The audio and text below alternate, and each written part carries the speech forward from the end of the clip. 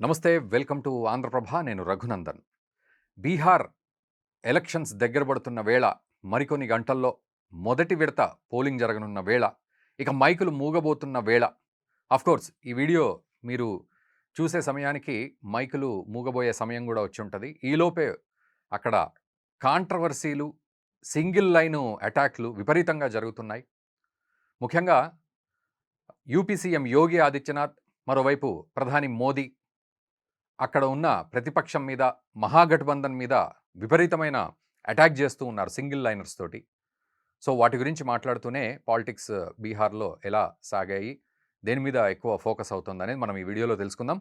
ముందుగా మీరు మా ఛానల్‌ని ఇప్పటివరకు సబ్స్క్రైబ్ చేయకపోతే దయచేసి సబ్స్క్రైబ్ చేయండి. ఇలాంటి అప్డేట్స్ రెగ్యులర్‌గా మేము అందిస్తూ ఉంటాం. एनडीए सरकार जरूर बिहार में बनने जा रही है कि बिहार में उद्योग लगाने के लिए जमीन नहीं है, मगर अदानी जी को फ्री गिफ्ट देने के लिए बहुत जमीन है। बिहार में फिर से सुशासन सरकार।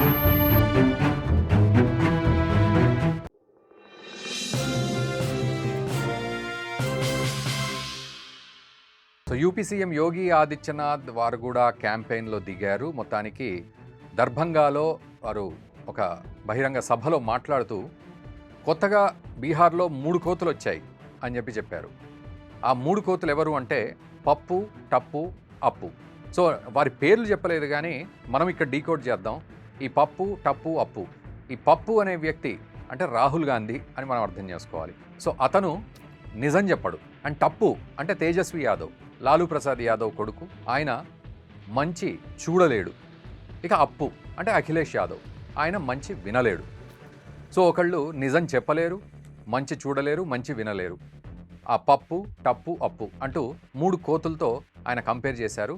మేబీ గాంధీజీకి సంబంధించిన 3 కోతుల విషయంలో ఆయన చెప్పినట్టుగా దీన్ని అట్లా చేసినట్టుగా అనిపిస్తుంది. మొత్తానికి మాటల తూటాలైతే పేలుతూ ఉన్నాయి. సో, వీళ్ళు ఇలా మాట్లాడుతూ ఉంటే ప్రతిపక్షాలు మహాగఠబంధన్ కూడా వీళ్ళకి కౌంటర్ ఇచ్చే ప్రయత్నం చేస్తోంది. అప్పుడు అఖిలేష్ యాదవ్ ఆయన ఏమన్నారంటే బీజేపీలో చాలామంది గప్పులు ఉన్నారు అని అన్నాడు. అంటే గప్పు అంటే గప్పాలు కొట్టేవాళ్ళు అనేది ఆయన ఉద్దేశం. అండ్ మా సైడ్ నుంచి చప్పులు ఉన్నారు అని ఆయన ప్రాసగలుపుతూ, చప్పులు అంటే తెడ్డు, ఈ నావను నెట్టుకుంటూ వెళ్ళే ఈ తెడ్డు అంటే వాళ్లకు మేము తెడ్డు చూపెడతాం, మా దగ్గర గట్టిగానే ఉన్నారు ఇట్లాంటి వాళ్ళు అని చెప్పి. సో, ఇదొక ఎత్తు అయితే ప్రధాని మోదీ కూడా మాటలతో అటాక్ చేశారు. ఆయన ఒక మాట అన్నారు, కట్టా అనే పదం ఉపయోగించారు. సో, ఆర్జేడీ కాంగ్రెస్ మెడ మీద కట్టా అంటే నాటు తుపాకీ పెట్టి బెదిరించి సీఎం క్యాండిడేట్ని తీసుకుంది ఆర్జేడీ, ఈ తేజస్వి యాదవ్ని. సో, ఇంతే తప్ప బీహార్ విషయానికి వస్తే ఇక్కడ ఈ నాటు తుపాకీ సంప్రదాయం, గూండారాజు సంప్రదాయం, జంగల్ రాజ్ సంప్రదాయం, క్రూరత్వం, కఠినత్వం, దీనికి తోడు కరప్షను, ఇవన్నీ కూడా ఉన్నాయి అని చెప్పి ఆయన గట్టిగానే చెప్పడం జరిగింది.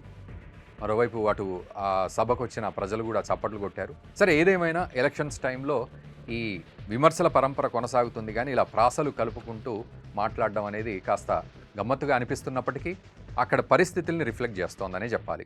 అయితే ప్రధాని మోదీ మాటలకు కౌంటర్గా తేజస్వి యాదవ్ ఆయన అసలు ఒక ప్రధాని ఈ రకంగా మాట్లాడడం మాకు ఆశ్చర్యం కలిగిస్తోంది.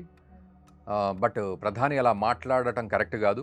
ఎందుకంటే గుజరాత్ అనగానే ఇండస్ట్రీలు, సెమీకండక్టర్లు, అభివృద్ధి, బడ్జెట్టు, ఎకానమీ ఇవన్నీ మాట్లాడతారు. అట్లాంటిది బీహార్ అనగానే గూండా రాజ్యం, జంగిల్ రాజ్యం అని చెప్పి ఈ కట్ట, నాటు తుపాకీ సంప్రదాయం ఇవన్నీ మాట్లాడడం ఇది ఎంతవరకు మంచిది అని చెప్పి తేజస్వి యాదవ్ అంటే. ఇక మరోవైపు అఖిలేష్ యాదవ్ మాత్రం అక్కడ ట్రంప్ భయపెడుతూ ఉన్నాడు, అమెరికా భయపెడుతూ ఉంది, అందుకే ప్రధాని మోదీ లాంటి వాళ్ళు గజగజ వణికిపోతూ ఈరోజు బీహార్కి వచ్చారు అని చెప్పి ఆయన విమర్శ చేశారు. ఈలోపు ప్రియాంక గాంధీ ఒక మంత్రిత్వ శాఖనే పెట్టుకుంటే అయిపోతుంది కదా, ఇప్పుడు ప్రధానమంత్రి అవమానపరిచే మంత్రిత్వ శాఖ అంటే తెలుగులో మనం చెప్పాలంటే తిట్ల మంత్రిత్వ శాఖ పెట్టుకుంటే అయిపోతుంది కదా, ఇట్లా అందరినీ తిడుతూ అవమానించే దానికి ఒక లెక్క కట్టుకునేటట్టు ఉంటుంది కదా ప్రధాని మోదీ అని ఆవిడ కూడా తీవ్ర వ్యాఖ్యలు చేశారు.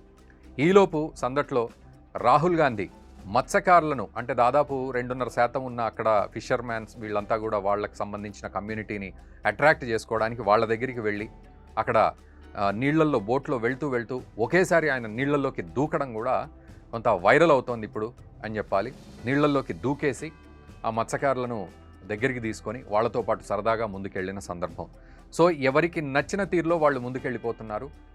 ముఖ్యంగా బీహార్ అనగానే ఇప్పటివరకు కూడా మనకు లాలూ ప్రసాద్ యాదవ్ గుర్తున్న సందర్భం ఇదివరకు. సో గడ్డి స్కామ్ ఎట్లా జరిగింది, గూండారాజ్ ఎట్లా జరిగింది, కరప్షన్స్ ఇవన్నీ కూడా ఎట్లా జరిగాయని.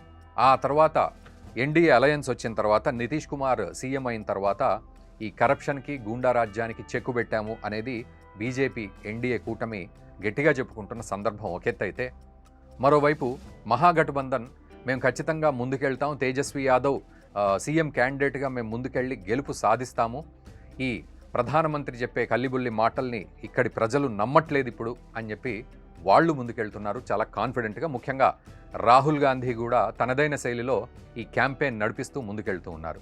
ఇక మల్లికార్జున ఖర్గే కూడా చాలా డిగ్నిఫైడ్గా మాట్లాడుతూ ఆయన తనదైన శైలిలో ప్రధానిని విమర్శిస్తూ, ఏమిటి ఆయన ప్రధాని ఇలా మాట్లాడతారు, నాకు నవ్వొస్తోంది, ఆశ్చర్యం కలిగిస్తోంది అంటూ కూడా మీడియా వాళ్ళకి సమాధానం చెప్తూ ఆయన ముందుకెళ్తున్నారు.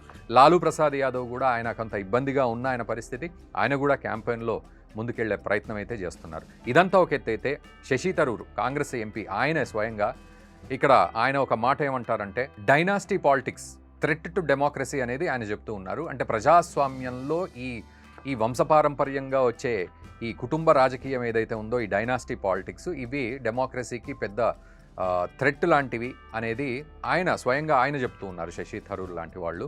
సో ఈ మధ్యకాలంలో శశి థరూర్ మాట తీరు, వ్యవహారం అన్నీ కూడా కొంత ప్రభుత్వానికి అనుకూలంగా ఉన్నట్టుగా మనం చూస్తూ ఉన్నాం.